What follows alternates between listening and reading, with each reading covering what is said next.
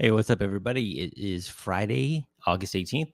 Thank you for joining the stream, and I hope you're all having a great Friday. Just jumping in here with the news. The FDIC issues a cease and desist letter to 5 companies. They're accusing of making crypto-related false or misleading representation about deposit insurance. So basically, the FDIC issued letters demanding 5 companies and their officers, directors, employees cease and desist from making false and misleading statements about this deposit insurance and take immediate corrective action to address these false or misleading statements. Based on the evidence collected, including their website, social media accounts stating or suggesting that these crypto-related products are FDIC insured, or the stocks held in the brokerage are FDIC insured. So they're accusing one company of offering a so-called cryptocurrency, also registered a domain name suggesting affiliation with or endorsement by the FDIC. So all false and misleading, according to them. The interesting part, when we move forward here, are the 5 companies they named.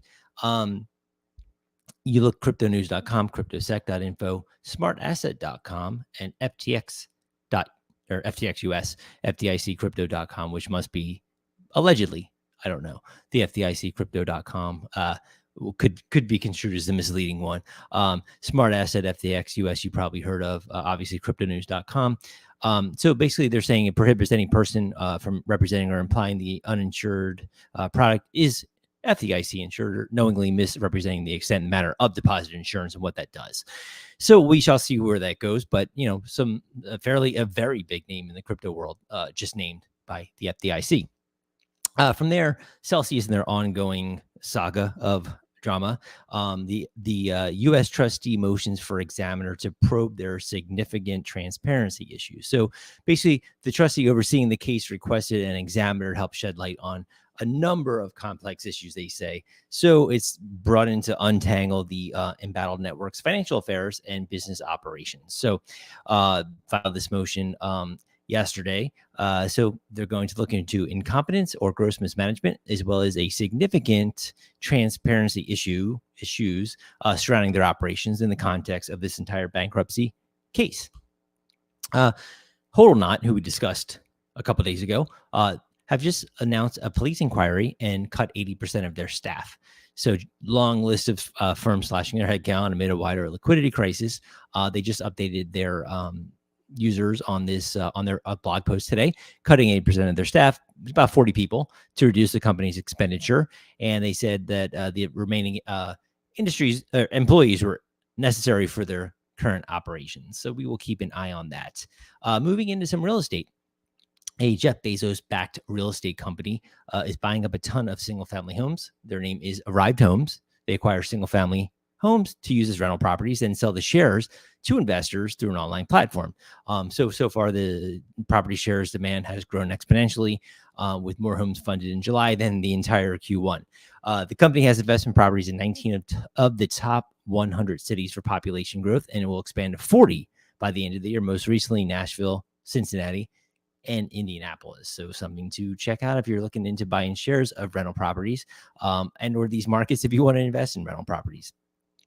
Charlie Bilello put out a pretty interesting tweet as well, saying if you looked 2 years ago, a 30-year fixed mortgage was 2.96. Median existing home price was 306.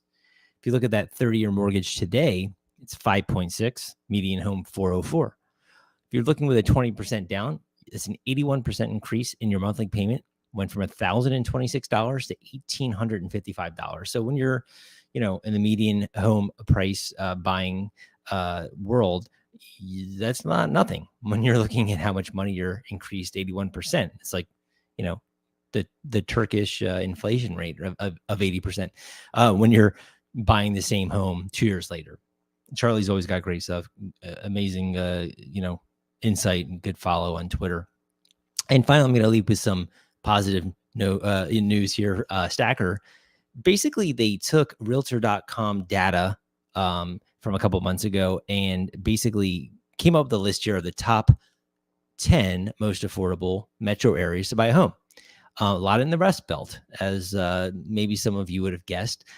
So basically, Indiana, Ohio, West Virginia, Illinois, Michigan, 2 more, Ohio, Iowa, and Illinois. So basically, Indiana, Ohio, West Virginia, Illinois, Michigan, 2 more, Ohio, Iowa, and Illinois. So basically, Indiana, Ohio, West Virginia, Illinois, Michigan, 2 more, Ohio, Iowa, and Illinois. So those houses, the median prices there, if you work from home or if you are starting a business, these could be areas you might want to check out, regardless of where they're located in the country. It may not be desirable to someone who may want to be near a beach or, have access to major cities, but at least you can look at these numbers and say, hey, at least I know if I want to buy a house, maybe you have a work from home business you can write off part of.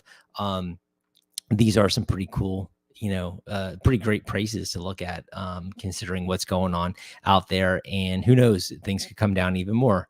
Obviously, again, mentioning the Rust Belt, if that's of interest, or you're already there, maybe you're looking for rental properties. I mean, who knows? These places could, be areas to look into. Not financial advice, of course. So with that, I hope you all have a great Friday. I do these streams every day for crypto and real estate, what I think is the most important news worth sharing.